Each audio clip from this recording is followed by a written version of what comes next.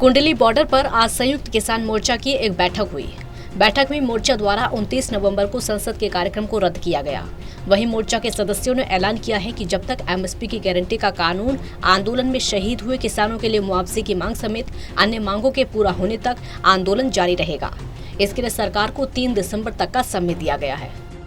4 दिसंबर को संयुक्त किसान मोर्चा की आगामी बैठक में आगे की रणनीति तैयार की जाएगी। एसटीएम हरियाणा के सदस्य रवि आजाद ने कहा कि आज की बैठक में कई बिंदुओं पर चर्चा की गई, जिसमें एमएसपी गारंटी कानून, शहीद किसानों के लिए मुआवजा, किसान आंदोलन के दौरान दर्ज मुकदमे वापस लेने समेत किसानों ने कई मुद्दों पर बात की और बैठक की। अन्य मांगों को लेकर प्रधानमंत्री को खुला पत्र लिखा। अगर सरकार 3 तारीख तक नहीं बात मानती है तो 4 तारीख को सिर्फ किसान मोर्चा के द्वारा बैठक की जाएगी और आगे की रणनीति तय की जाएगी। संसद कूच का ऐलान किया था, तब 3 कानून रिपील नहीं हुए थे। उन्होंने पार्लियामेंट में विश्वास दिलाया है कि वो 29 को इन्हें रिपील करेंगे। हमने वेट किया है और ऐलान करते हैं कि 29 का संसद कूच संयुक्त किसान मोर्चा की तरफ से सस्पेंड किया जाता है, पोस्टपोन किया जाता है।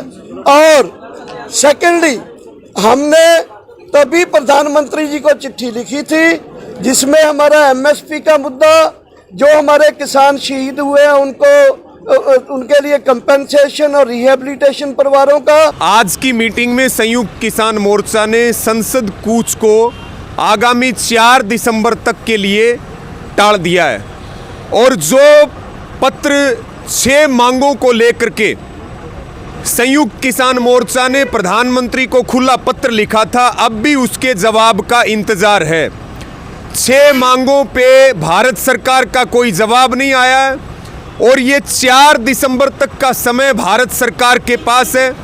अन्यथा जो आगामी 4 दिसंबर को संयुक्त किसान मोर्चा की महत्वपूर्ण मीटिंग है, उसमें बड़ा और कड़ा और बड़ा महत्वपूर्ण फैसला आंदोलन को लेकर के किया जाएगा। किसान मोर्चा की बैठक में किसानों ने कृषि मंत्री नरेंद्र तोमर के बयान की भी समीक्षा की।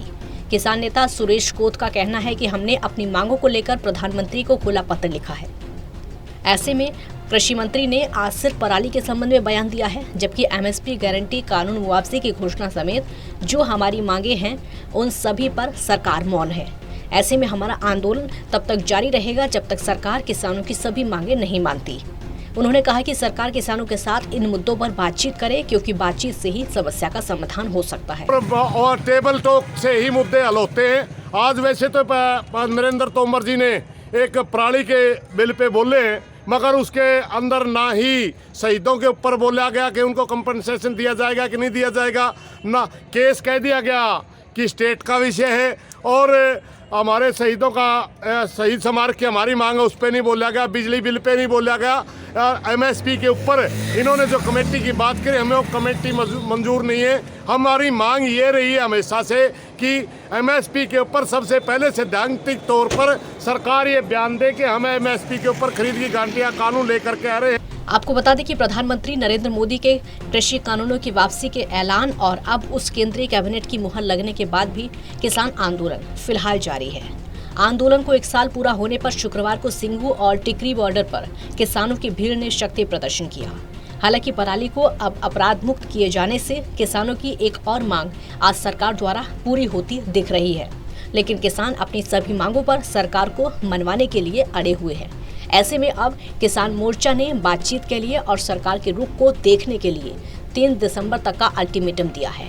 ऐसे में 3 दिसंबर तक मांगे पूरी नहीं होती हैं तो 4 दिसंबर को सिर्फ किसान मोर्चा के द्वारा बैठक की जाएगी। सोनीपत से टोटल न्यूज के लिए कविता शर्मा की रिपोर्ट।